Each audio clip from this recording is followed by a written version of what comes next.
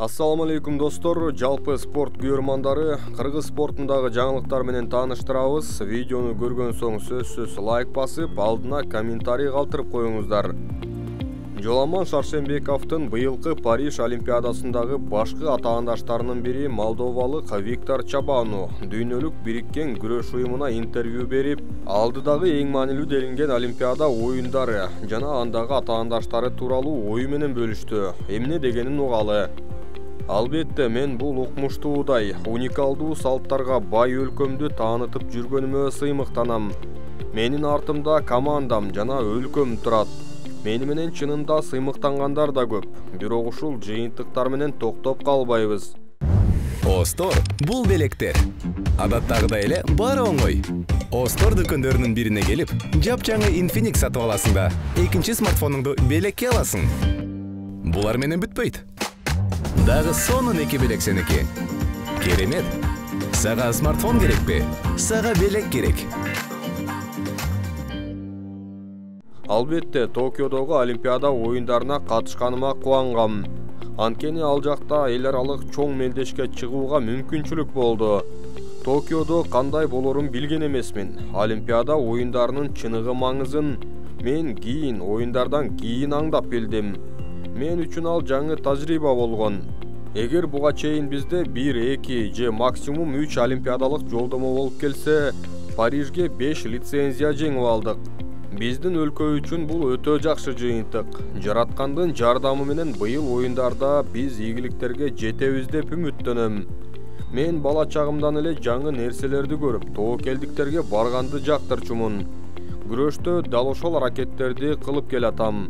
Мен күрөшкөнү баратам. Мени эмне күтүп турганын билбейм. Бирок менин салмагымда атаандаштарым мыкты экенин жакшы билем.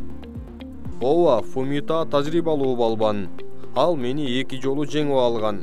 Бирок мен аны менен болгон кармаштардан сабак албай койгон жокмун.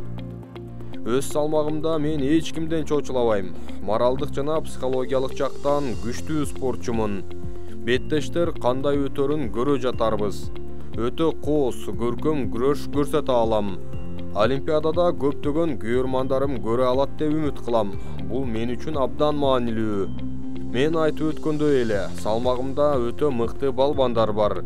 Биз дүйнөнүн булуң бурчунанбыз. Бирок алардын ичинен эң мыктылары Кыргыз, Орус, Азербайжан жана Жапондор. Алардын деңгээли чынында өйдө. Мындай күчтүүлөр менен күч сынашуудан коркпойм. Колумдан келишинче көңүл коюп, баардык күч аракетти жумшоо менен мүмкүнчүлүктү колдонгонго аракет кылам. Азыр биз кыла турган нерсе бул мелдешти чындап күтүү, эмгек кылуу жана ишенүү.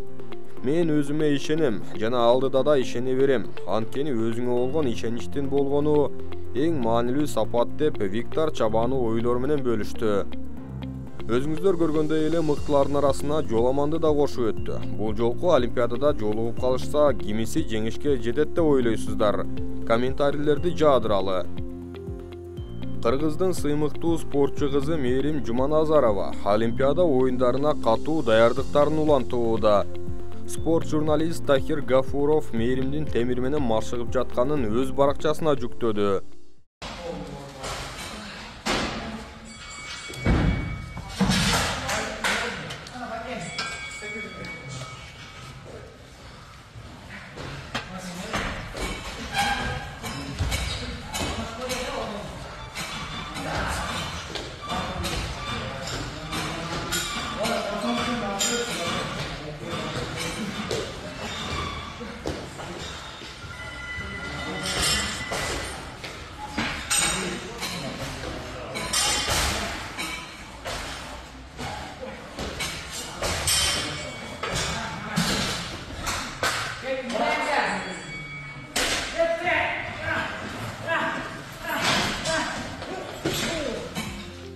Мээрим Жуманазарова келе жаткан Олимпиада оюндарында ийгиликтүү болушуна чын жүрөктөн тилектешпиз. Сиздер да колдоо сөздөрүнөн жазып коюңуздар. UFC'деги биринчи кыргыз мушкери Мыктыбек Оролбай уулу Кыргызстандын эркин күрөш боюнча курамасы менен бирге Ысык көлдө машыгып жатат. Күрөштү бекемдеп, форманы жоготпой турууга сонун мүмкүнчүлүк. Биздин балдар менен чогуу Кыргызстандан биринчи UFC менен контракт жазышкан. Оралбай ул Муктубек сбор өтүп жатат биздин балдар менен.